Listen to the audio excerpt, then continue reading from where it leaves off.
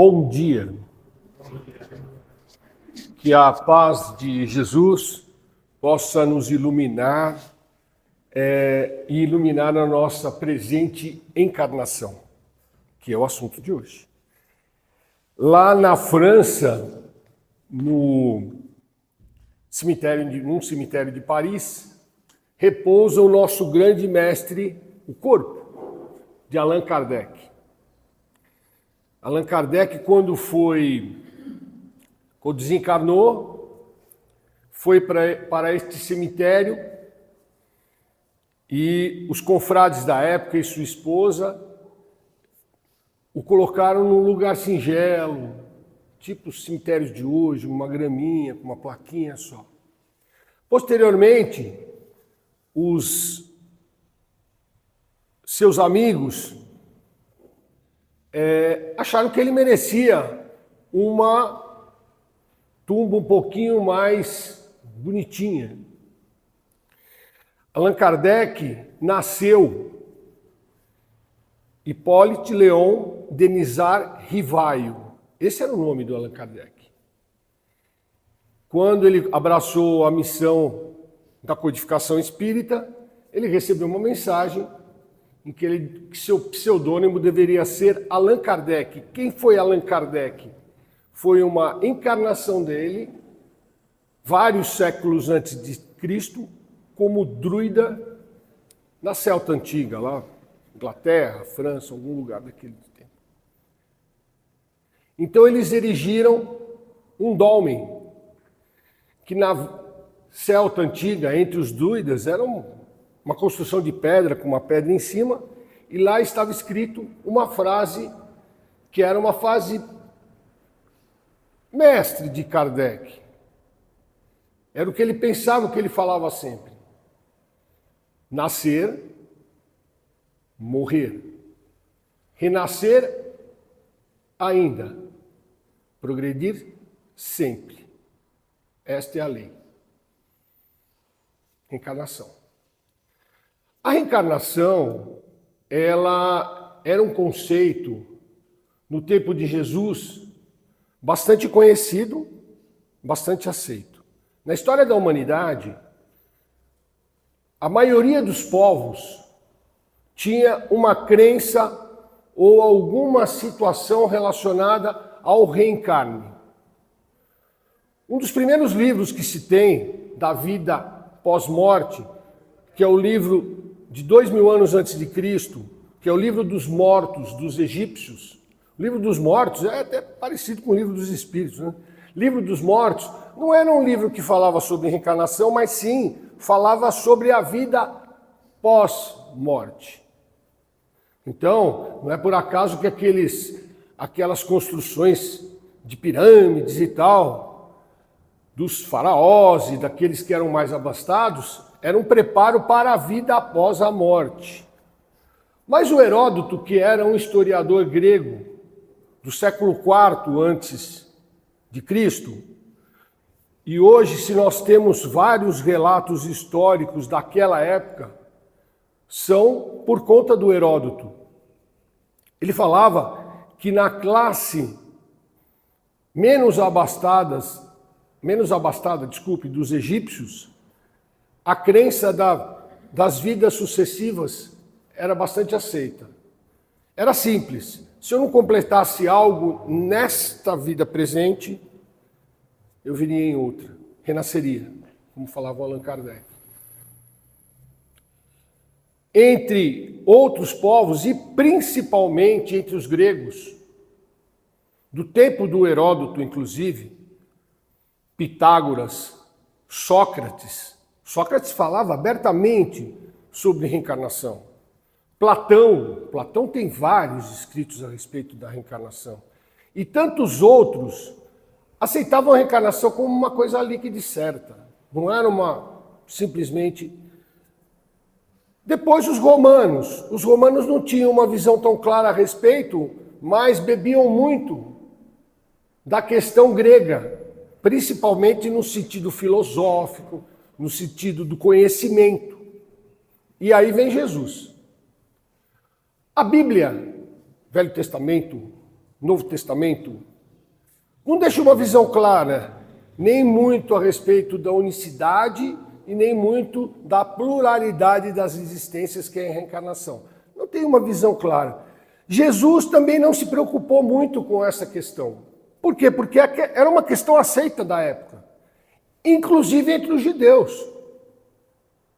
Porque a Cabala e o Talmud falam claramente, são livros que falam da reencarnação entre os judeus. Hoje os ortodoxos falam que é mais místico, mas falava claramente na época. Então existiam várias correntes e todos aceitavam. Vamos imaginar que é o seguinte, numa pesquisa feita em 2010,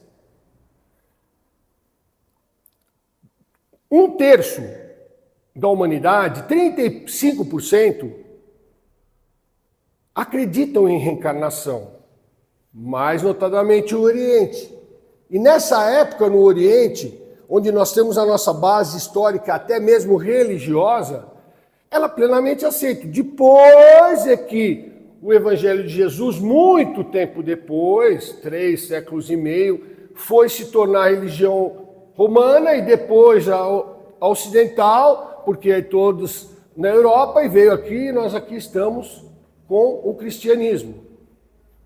Que hoje 2,5 milhões, 1/3 da humanidade é cristã, pelo menos. Mas naquela época era aceito completamente. Mas existem 2 passagens, para a gente não estender muito, que são bastante, vamos dizer, reflexivas a respeito disso. Os apóstolos perguntam para Jesus. Aliás, Jesus pergunta aos apóstolos, na primeira. Quem sou eu? E um apóstolo fala. Jeremias. Jeremias tinha sido um profeta, 800 anos antes. E outros falam. Ou seja, o conceito de reencarnação para eles era claro, dos apóstolos. Falaram vários. E aí, Jesus pergunta para o Pedro, e o Pedro fala que ele é o Filho do Homem, Filho de Deus, na Terra. Aí Jesus fala que Pedro foi tomado por sabedoria e por inspiração divina. Mas por que Jesus não repreendeu Ué, como que eu posso ser um profeta antigo? Porque era uma visão clara que existia na época. E numa outra conversa com Nicodemos, que era um fariseu, conhecedor da lei judaica, Jesus também deixa um pouco claro essa questão. Malaquias, que era um profeta, profetizou que o Messias judaico, que seria aquele que libertaria o povo judeu, seria precedido por Elias. Elias viveu 800 anos antes de Cristo. E voltaria Elias. Para a cultura da época, que era reencarnacionista, não era claro que depois, hoje, nós temos que nós vamos renascer na carne. A ressurreição é ressurgir na própria carne, ou seja, Rubinho morre, Rubens vai para o pó, e depois, quando voltar aqui para o juízo final, volta Rubens de novo. Não era claro isso. E aí, o fariseu, o Nicodemos, pergunta para Jesus, bom, mas e a profecia? Cadê o Elias que tinha que vir? Perguntou para Jesus, que era aquele que ia avisar a vinda do Messias. Elias já veio? Não veio. Aí Jesus fala para Nicodemos, Elias já veio, mas não foi percebido. Quem era Elias? Era João Batista, o primo de Jesus, que proclamava que era chegado os tempos, que o Messias estava chegando e que morreu, um pouco depois de batizar Jesus até. Ou seja, Jesus estava falando que o Elias já tinha vindo, fazendo referência ao seu primo, João Batista. O que era aquilo? Reencarnação. Reencarnação. E Jesus completa dizendo que para conquistar o reino dos céus é preciso nascer de novo. Kardec falava nascer, morrer e renascer. Jesus falou, é preciso nascer de novo. Bom, aí vem o Allan Kardec. Ele inventou a reencarnação? Por sinal, o Allan Kardec não inventou nada. Ele simplesmente organizou, ele foi o codificador, ele não inventou nada. Comunicação com os espíritos existia. Pluralidade dos mundos existentes, que é uma das bases da doutrina, essa foi uma ideia do Kardec um pouquinho mais, mas Jesus já falava que em muitas casas existem muitas casas na morada do Senhor, ou seja, se referindo ao universo. O Kardec não inventou nada, e muito menos a reencarnação. Ele simplesmente organizou. Ele é tão organizado, Allan Kardec, que numa pergunta 132 do Livro dos Espíritos, ele pergunta o seguinte: qual a finalidade da encarnação? Encarnação. E a resposta dos Espíritos é simples. Deus vos impõe a encarnação, ou seja, dentro do processo é uma condição básica. Nós vamos encarnar. Tá? Como missão ou expiação. Para quê? Para evoluir. Então, muitos espíritas ou gente que fala sobre o espiritismo, espírita não, acredito que não, mas as pessoas falam assim, como os espíritas falam que eles vêm no mundo para expiar em vidas sucessórias, em reencarnações, eles vêm para sofrer. Não é verdade. Pode ser expiação, pode ser missão. A escolha é nossa. A escolha é nossa. Expiar é reparar, não é sofrimento. É um acerto, não é sofrimento.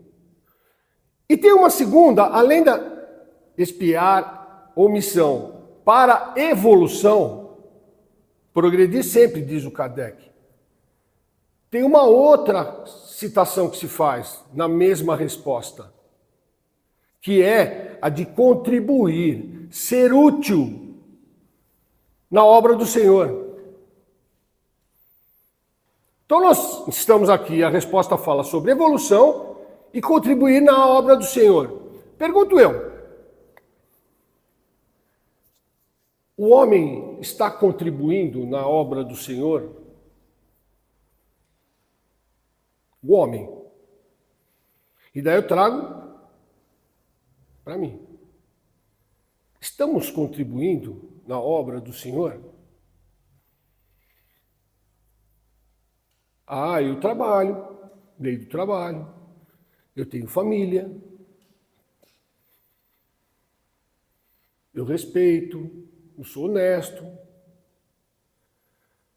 Mas se eu passar do lado de uma pessoa que tem dificuldade, eu vibro por ela, pelo menos. E tantas outras questões que a gente pode colocar na humanidade. O homem contribui hoje para a obra do Senhor. Guerras, contendas, não precisa ir longe. Se eu sair daqui, pegar meu carro, alguém me fechar, qual que vai ser minha atitude? Tem gente que chega ao ponto de tirar a vida do outro por conta de uma besteira dessa. Sou tolerante, eu perdoo, sou caridoso, e assim vai. Contribuir na obra do Senhor são lá os mandamentos de Jesus, vamos colocar só as bem-aventuranças. Analisa. Misericórdia, humildade, caridade, perdão. Então são duas condições da encarnação. Todos estamos encarnados hoje. A reencarnação é o processo. É a volta, é o renascer. Então muitos falam assim, eu estou reencarnado. Não, estou encarnado. Na pergunta 167 do Livro dos Espíritos, um pouquinho para frente da 132, são 1019, o Allan Kardec pergunta: qual a finalidade da reencarnação? Kardec era um cara metódico, minucioso. Pergunta da encarnação, ou seja, qual a finalidade da vida? A primeira se refere a isso. Qual a finalidade da vida? Encarnação. Qual a finalidade da reencarnação, ou seja, do processo, da sequência? E a resposta é curta. Expiação. Reparação. Então, eu encarno com objetivos, cumpri meus objetivos, passei no primeiro ano primário, olha, é antigo isso, hein? Primário, na próxima eu vou para o segundo, na próxima eu vou para o terceiro, até o dia que eu vou chegar a fazer meu MBA espiritual. Demora, por quê? Porque eu vivo reprovando, jubilando. E por quê? Qual é o sentido da evolução que está falando lá o Allan Kardec, da necessidade de nascer de novo? Que evolução que ele está falando? Provavelmente construir uma fortuna que eu não vou levar nada. Na verdade, a evolução é a moral. E é nesse sentido que vem a pergunta. Estamos evoluindo moralmente? Se pensarmos há 50 anos atrás, que não tinha nem televisão colorida, 55, principalmente aqui no Brasil, hoje, como é que nós estamos? Aí, um celular gravando para qualquer canto do planeta. E outras evoluções que nós tivemos, progresso tecnológico. E moralmente, do tempo de Jesus para cá? Pedro negou Jesus 3 vezes. Na hora do vamos ver, nós vamos dizer sim ou não. É evolução moral. O que será de nós daqui 50 anos? Ah, mas eu não vou estar aqui 50 anos. Teve uma vez que passou uma reportagem num carnaval, uma pessoa que pegou uma garrafa de água de plástico e jogou na praia. E estava lá a reportagem da TV, perguntou, sabia que demora 100 anos para essa garrafa, ou mais, para se dissolver no meio ambiente? E qual foi a resposta da pessoa? Ao vivo e a cores, Rede Globo. Eu não vou estar aqui daqui 100 anos. É assim que nós pensamos. Em muitas ocasiões, quando na verdade essa evolução ela se faz necessária agora, já, neste momento, daqui para frente. Os espíritas, não muitos espíritas, mas muitos ainda, eu acho interessante que o espírita tem medo de espírito, espírita tem medo da morte. Alguém tem medo de espírito aqui? Espero que não. Alguém tem medo da morte aqui? Espero que não. E espírita, às vezes, mais pessoas que não têm o conhecimento, querem saber o que foram no passado. O que eu fui no passado? E a preocupação não é essa. A preocupação é o que eu vou ser no futuro, quando eu nascer de novo. Qual é a preparação que eu estou fazendo para o meu renascimento? Eu estou passando de ano, estou indo para o segundo primário, para o terceiro superior, MBA. Essa é a nossa preocupação. O sentido do nascer de novo é de evolução. Filosoficamente, nós questionarmos se tem, se existe, se não existe, é muito menos importante do que, pelo menos, sentir, nas palavras de Jesus, motivação para poder seguir praticar algum dos seus preceitos. Por que será que ele falava tanto do perdão? Por Por que Jesus falava tanto do perdão? Porque o perdão apaga o passado, facilita o presente e constrói o futuro, o nascer de novo. Porque se eu não perdoar, não tem jeito. E se não tiver um missionário na minha vida para me acolher, a mãe do André Luiz está no livro Nosso Lar, casada com o pai. O pai tinha 2 filiais. Quando desencarnou, foram todos para uma região de sofrimento, vulgarmente conhecida como umbral. E ficaram lá. Quem que resgatou? A mulher dele, que era um espírito mais evoluído, que era a mãe do André Luiz. De repente ela chega um dia para o André Luiz e fala: eu vou reencarnar. Vou voltar. Essa senhora precisa, mãe? Eu não preciso, ela já estava evoluída. A gente está num mundo de expiação e provas, ou seja, quem encarna aqui ou reencarna vai precisar passar por expiação e provas. Bom, não, é o seguinte, eu vou reencarnar, vou combinar com seu pai, vamos nos casar de novo, e quem serão as 2 filhas? As 2 filiais. Esse é o sentido do nascer de novo. Ela estava dando uma chance para aquelas pessoas que, para ela, na vida passada, tinham cometido um delito, mas ela não ficou. Ela perdoou, ela não ficou com nenhum ódio, nenhuma raiva. Pelo contrário, ela se propôs a restabelecer a ordem.